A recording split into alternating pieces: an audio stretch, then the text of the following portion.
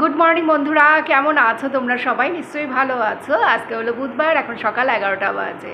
বাসাতে যাব, তো সেই নিয়ে সকাল থেকে এটা ওটা গুছিয়েই যাচ্ছি। ওই আর কি, বাইরে বের হওয়ার সময় তো খুব তাড়া থাকে। তো সকালবেলা সেই এতগুলো জামা কাপড় ধোয়া কাচা করলাম, এক গামলা জামা কাপড় ধুয়ে পুরো 3তলায় গিয়ে সব মেলে দিয়ে আসলাম। তারপরে এটা ওটা গোছানো, ওই বাড়ি থেকে বের হওয়ার আগে আমাকে এরকম করে যেতে হয়, আবার যখন বাড়িতে আসবে তখন আবার এক ধাপ করতে হবে। তো যাই হোক, স্নান করা হয়ে গেছে, এবার রেডি হব। আরও আগেই হয়তো বেরিয়ে যেতাম, কিন্তু অর্জুন তো স্যারের বাড়িতে পড়তে গেছে। আজকে ওর সকালে পড়া ছিল, সকাল 9টায়। ও একটু পরে আসবে, ও আসলে তারপরে খেয়ে দিয়ে বেরিয়ে যাব। আমার খাওয়া হয়ে গেছে, কৃপা খাচ্ছে, অর্জুন এখনও খায়নি। কালকে অনেক তরকারি রান্না করা হয়েছিল, ফ্রিজে সব রয়ে গেছে। তারপরে ওই রাতের বেলার দিকে খিচুড়ি এনেছিল আমার বর আমার জন্য, কালী পুজোর আর কি প্রসাদ দেয় না খিচুড়ি, তো আমার জন্য সেই রাত 10টার সময় ওই খিচুড়ি প্রসাদ নিয়ে এসছে। ওই কারণে রাতের বেলার দিকে সেরকম একটা ভাত খাওয়া হয়নি। ফ্রিজে অনেক তরকারি রয়েছে, আর কালকে আমি অনেক কিছু রান্নাও করেছিলাম। প্রেশার কুকারে সকালবেলা ভাত রান্না করলাম, তো সবাইকে বললাম কালকের ওই তরকারি দিয়ে ভাত খেয়ে নিতে। কৃপা অর্জুনকে নিয়ে হাবড়া স্টেশনে চলে আসলাম, ট্রেনের জন্য দাঁড়িয়ে আছি। ট্রেন এক্ষুনি আসবে। আমার জানো তো এখন বারাসাতে যাওয়ার কোনো ইচ্ছেই ছিল না। এই তো কিছুদিন আগে বাড়ি থেকে ঘুরে আসলাম, কিন্তু কৃপা অর্জুন বলল এবছর ভাইফোঁটাতে বারাসাতে থাকবে। তো তার পেছনেও কারণ রয়েছে, এমনি এমনি ওরা বলেনি। এবছর নাকি হাবড়াতে ভাইফোঁটার অনুষ্ঠান হবে না। হাবড়াতে তো আমরা সবাই মিলে একসাথে ভাইফোঁটার অনুষ্ঠানটা করে থাকি, কিন্তু এই বছর অনুষ্ঠানটা না হওয়ার সম্ভাবনাই বেশি। সেই জন্য কৃপা বলে হাবড়াতে থেকে কি করব, তাহলে আমরা সবাই মিলে বারাসাতে যাই, সেখানে আমার বোনের মেয়েরা এবছর অর্জুনকে ভাইফোঁটা দেবে। এই জন্যই বারাসাতে যাওয়া। অনেক বছর পর কালী পুজোতে বারাসাতে যাচ্ছি। ট্রেনে জায়গা পাইনি, দাঁড়িয়ে দাঁড়িয়েই আসতে হলো। প্রচুর লোক বারাসাতে নামলো। বারাসাতে তো এই কালী পুজো দেখার জন্য অনেক দূর দূর থেকে লোকজন সবাই আসে। বারাসাতে এখন সাজো সাজো রথ, রাস্তাঘাট সমস্ত কিছু বন্ধ করে মেলার মতো চারদিকে সব ছোট ছোট দোকানে ভর্তি, আর চারদিকে কত রকমের লাইটিং। এক জায়গা থেকে আরেক জায়গা যাওয়ার জন্য কত যে হেনস্থা হতে হয়, রাস্তাঘাট বন্ধ থাকে তো তো ওই জন্য ভ্যান টোটো কোনো কিছুই ঠিকঠাক মতো পাওয়া যায় না। তারপর আবার ঘুরে যেতে হয়, হেঁটে যেতে হয়। দুপুর 1টা-2টোর পর সমস্ত অটো টোটোর যাওয়া আসা বন্ধ করে দেয়, তখন হেঁটে হেঁটেই সব জায়গায় যেতে হয়। তো বাড়িতে গিয়ে খেয়ে দিয়ে দুপুরবেলা বিশ্রাম নিয়েছি। বোন এসছিল, আমার মেজো বোন এসছিল। আমার মেজো বোন তো আমাদের বাড়ির সামনেই থাকে, তো ওর সাথে গল্প গুজব হলো। তারপর সন্ধেবেলা আমরা আবার বেরোলাম, বোনের সাথেই বেরিয়েছিলাম। অর্জুনকে দেখো কত ভীতু ছেলে আমার, চারদিকে বাজি ফাটছে তো তো ও না বাজির শব্দ একদমই শুনতে পারে না, মানে জোরে কোনো শব্দ হলে ও খুব ভয় পায় ছোটোবেলা থেকে। ওই জন্য কানে হাত দিয়ে ওইভাবে হাঁটছে। আর ওকে যদি জিজ্ঞেস করা হয় তুই ভয় পাচ্ছিস, তখন বলবে না না আমি ভয় পাচ্ছি না, আমার কানে না একটু ব্যথা করছে, সেই জন্য আমি কানে হাত দিয়েছি। ছেলে আমার এমনিতে সারাদিন লম্ফঝম্প দেবে, দুষ্টামি বাদরামো করবে, কিন্তু এইরকম ভীতু ধরনের। আমরা এখন ঠাকুর দেখব না, এমনিতেই আমরা একটু আমাদের বাড়ির কাছাকাছি একটা বাজারে আসলাম। ওরা সবাই একটু খাওয়া দাওয়া করবে, টিফিন করবে, ওদেরকে নিয়ে একটু এখানে এই সামনাসামনি ঘুরতে আসলাম। কারণ এই ভিড়ের মধ্যে লাইন দিয়ে ছেলে মেয়েকে নিয়ে ঠাকুর দেখার মতো এনার্জি আমার নেই। প্রচণ্ড ভিড়, তারপর তো আবার অটো টোটো সমস্ত কিছু বন্ধ। যদি পারি আগামীকাল সকালবেলা 2-3টে ঠাকুর দেখে নেব। আর কৃপা গতকালকে এসে বারাসাতে ঠাকুর দেখে গেছে ওর বন্ধুদের সাথে। গুড মর্নিং বন্ধুরা, আজকে হলো বৃহস্পতিবার, আর এখন সকাল 7টা বাজে। 7টা এখনও বাজেনি, 10 মিনিট মতো বাকি আছে। আমি এখন একা একা ঠাকুর দেখতে যাচ্ছি, সাথে কাউকে পেলাম না। ছেলে মেয়ে দুজনেই ঘুমাচ্ছে। ছেলে তো যাবে না জানি, মেয়েকে বললাম যে তুই যাবি, না না আমি ঘুমাবো।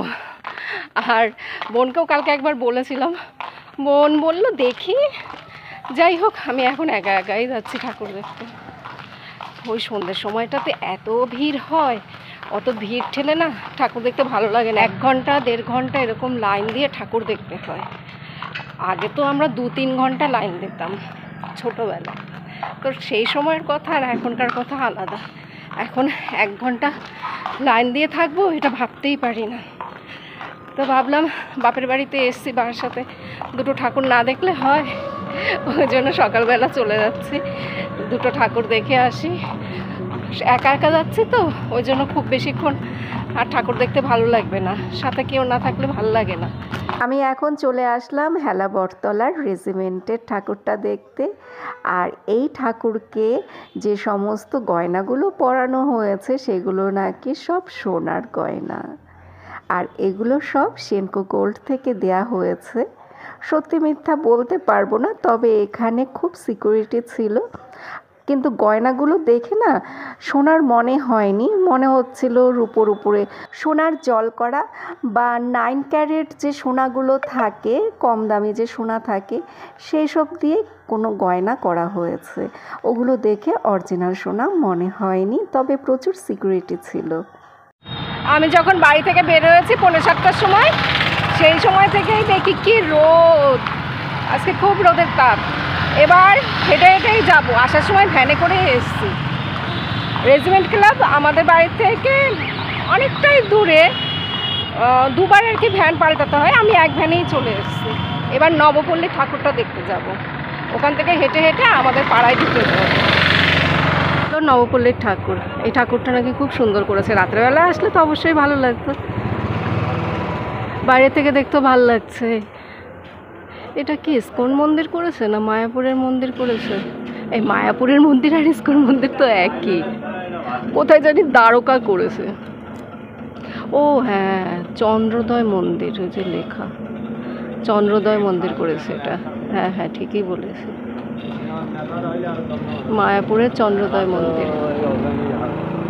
যাই ভিতরে ঠাকুরটা দেখে আসি।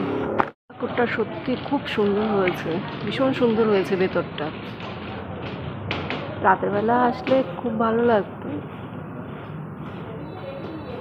খুব ভালো হয়েছে।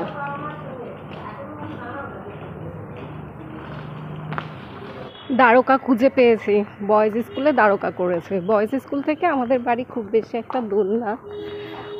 ওরা সবাই বলছিল বয়েজ স্কুলের ঠাকুর ভালো হয়েছে, কিন্তু দ্বারকা হয়েছে সেটা আর আমার খেয়াল নেই। আমি অনেকটা হেঁটে দ্বারকাতে চলে আসলাম, অনেকটা দূর দ্বারকা। এমনিতেও দ্বারকা অনেক দূর, আর এইখানেও দ্বারকা অনেক দূর, হাঁপিয়ে গেলাম। রিবা যখন ক্লাস 2-3-তে পড়ে সেই সময় আমরা দ্বারকাতে গিয়েছিলাম। দ্বারকা, গুজরাট, সোমনাথ মন্দির এগুলো সব দেখে এসেছি। 15 দিনের একটা ট্যুর ছিল, ছর্দি ছিল, আমার সেজো যা ছিল, তো সেজো যার মেয়ে আর কৃপা তখন খুবই ছোট ছোট ছিল। ওই ফটোগুলো আছে আমাদের কাছে। সেই সময় আমার কাছে স্মার্টফোন ছিল না, তখন আমরা এমনি ক্যামেরাতে ফটো তুলতাম। সেই ফটোগুলো এখনও রয়েছে। অর্জুন ছিল না, অর্জুন ওই ফটোগুলো দেখবে আর শুধু বলবে আমাকে ছাড়া তোমরা চলে গেছো, তুমি তখনও আমাকে নিয়ে আসোনি। দূর থেকেই দেখতে ভালো লাগে বেশি, জানো তো, মন্দিরের চূড়াগুলো সত্যি খুব সুন্দর করেছে, ভীষণ সুন্দর করেছে। যাই ভেতরটা এবার দেখে আসি। তখন তোমাদেরকে বলছিলাম মন্দিরের চূড়া, এগুলো তো মন্দিরের চূড়া না, প্যান্ডেলের চূড়া। ভেতরে যেতে পারিনি, ভেতরে আমাদেরকে অ্যালাউ করেনি, কারণ সকালবেলা সমস্ত কিছু ঝাড়মোছ করা হচ্ছে সেই জন্য। আর আমি ভেতরে যেতে পারলাম না, বাইরে থেকেই ঠাকুরকে নমস্কার করে আসলাম। তবে বাইরের দিকটাই বেশি ভালো লাগছে। আর এই যে ঠাকুর দেখলাম, এই ঠাকুরের সাথে দ্বারকা মন্দিরের ঠাকুরের কোনো মিল নেই। দ্বারকা মন্দিরের ঠাকুর শুধু কৃষ্ণ ঠাকুর, আর এখানে কালী আর কৃষ্ণ একসাথে করেছে। ভেতরে যে ঠাকুরটা রয়েছে সেই ঠাকুরটা তো অনেক বড় করেছে, কিন্তু দ্বারকাতে কৃষ্ণ ঠাকুর এত বড় না, আরও ছোট। আমি বাড়িতে এসে আবার বাজারে গিয়েছিলাম, মাংস আনলাম, কচুরি আনলাম, মিষ্টির দোকানে গিয়েছিলাম ওই মিষ্টি দই আনতে। তো আজকে দোকানে খুব ভিড় তো মিষ্টির দোকানে, তা আমাদের এই পাড়ার এদিকের দোকানগুলোতে কচুরি ভাজা হয়নি, সেই জন্য পুরো একটা দোকানে যেতে হলো, তো ভ্যানে করে সেখানে যেতে হয়েছে। এখন কচুরি খাবো। অর্জুন কেমন রে কচুরিটা? হ্যাঁ, আরে মোবাইলের থেকে মুখটা সরা, ভালো না? ভালো হয়নি?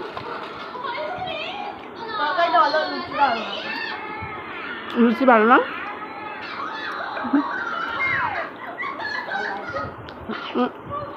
কি কি ম্যাগি খাবে আবার?